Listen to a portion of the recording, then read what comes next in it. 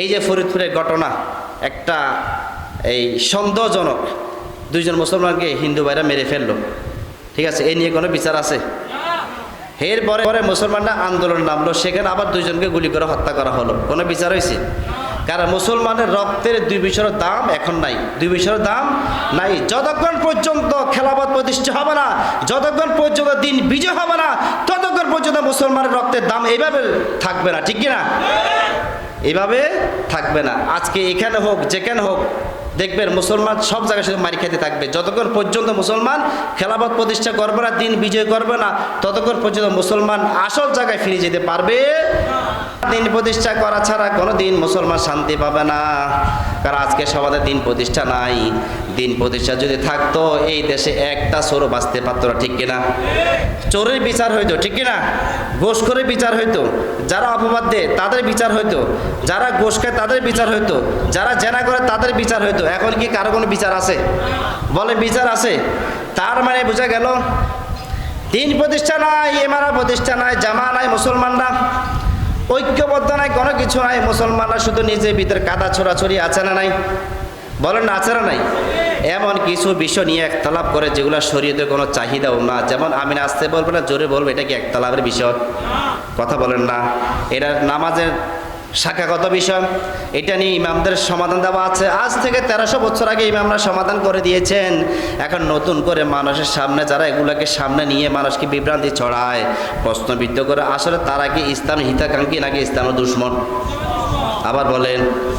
তার মানে বোঝা গেল আল্লাহ তাআলার কাছে দোয়া করতে হবে এবং দাওয়াতি কাজ করতে হবে এবং মুসলমানরা নিজেরা ঐক্যবদ্ধ হতে হবে। কারণ আমির লাগবে একজন, একজন আমির ছাড়া মুসলমানরা শান্তি পাবে না, ঠিক কিনা? আজকে সারা বাংলাদেশে মুসলমানদের আমির যদি একজন হইতো, তাহলে মুসলমানদের অবস্থানকে আরো শক্তিশালী হতো কিনা? বলো না, শক্তিশালী হইতো কিনা? দিন কায়েম করার জন্য 5টা মূলনীতি। কয়টা? দিন কায়েম করার জন্য 5টা মূলনীতি। তিরমিজি শরীফের হাদিস, আবু মুসা আল-আশআরী রাদিয়াল্লাহু তাআলা আনহু থেকে হাদিস বর্ণনা, তিনি বলেন, আনা আমরুকুম বিখামসিন, আমি তোমাদেরকে 5টা বিষয় অর্ডার করছি, আদেশ করছি। আল্লাহু আমারানি বিহিন্না, যে 5টি বিষয় আল্লাহ তাআলা আমাকে অর্ডার করেছে, হাদিসে কুদসি এটা, যে 5টা বিষয় আল্লাহ তাআলা আমাকে অর্ডার করেছেন, তার মধ্যে 1 নম্বর আলাইকুম বিল জামা, সমস্ত মুসলমানরা এক জামাবদ্ধ এক কাতারে থাকবা। কোন কাতারে?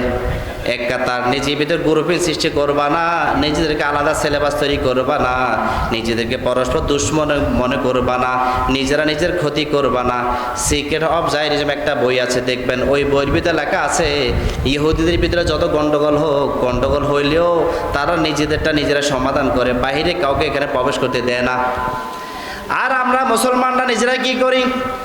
নিজেরা দ্বন্দ্ব করে কাফের মুশরিকদেরকে বিচারক বানাই, কাফের মুশরিকদেরকে বিচারক হিসাবে নির্বাচন করি এবং কাফের মুশরিকদেরকে বিচারক হিসাবে নির্বাচন করার কারণে তারা আমাদের মাটি শুদ্ধ দখল করে নেয়, আমাদেরকে ঘরবাড়ি ছাড়া করে দেয়, ঠিক কিনা? তার মানে বোঝা গেল মুসলমানরা যতক্ষণ পর্যন্ত একজন আমি নির্বাচন করতে পারবে না, ততক্ষণ পর্যন্ত মুসলমানদের মূল্য এইভাবে ধ্বংস হতে থাকবে।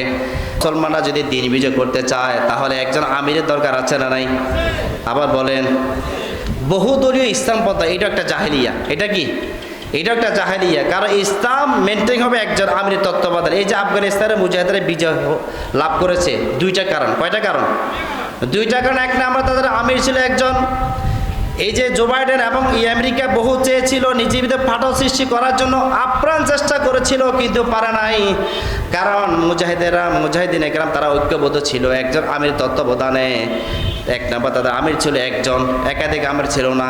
2 নম্বর হলো তারা একজন আমিরের তত্ত্বাবধানে কাতারবদ্ধ হয়েছিল, এমনভাবে কাতারবদ্ধ হয়েছিল সীসা ডালা প্রাচীরের মতন। সুবহানাল্লাহ বলেন। আর যারা সীসা ডালা প্রাচীরের মতো কাতারবদ্ধ হবে, আল্লাহ তাআলা তাদেরকে সবচেয়ে বেশি ভালোবাসেন। সুবহানাল্লাহ। আস্তে কর। আগামীকাল বলিয়েন। কাতারবদ্ধ নামে একটা সূরা আল্লাহ নাজিল করেছেন, সেই সূরার নাম হলো সফ। সেই সূরার নাম কি? সফ। এই সূরা সফের ভিতরে আল্লাহ তাআলা আলোচনা করেছেন, ইন্নাল্লাহা ইউহিব্বুল্লাযীনা ইউকাতিলুনা ফি সাবিলিহি সাফফান কাআন্নাহুম বুনিয়ানুম মারসুস। ইন্নাল্লাহা, নিঃসন্দেহে আল্লাহ, ইউহিব্বু, তিনি পছন্দ করেন আল্লাযীনা ইউকাতিলুনা ফী সাবিলিহি, যারা আল্লাহর পথে যুদ্ধ করে সাফফান কান্নাহুম বুনিয়ানুম মারসুস, কাতারবদ্ধ হয়, এমনভাবে কাতারবদ্ধ হবে যারা সীসাটার প্রাচীরের মতন, হাজারবার বোম মারলেও হাজারবার রিমান্ডার দিলেও কাতার থেকে বিচ্যুত হবে না। ঠিক না? এখানে কাতারবদ্ধ হওয়া, জামাবদ্ধ হওয়া, দলবদ্ধ হওয়া, এটা কি গতানুগতিক ইসলাম পন্থাকে বুঝাইছে না আহলে সুন্নাত জামাতের আকীদাকে বুঝাইছে? আহলে সুন্নাত জামাতের আকীদাকে বোঝানো হয়েছে যে আকীদাগতভাবে এক কাতারে থাকবে।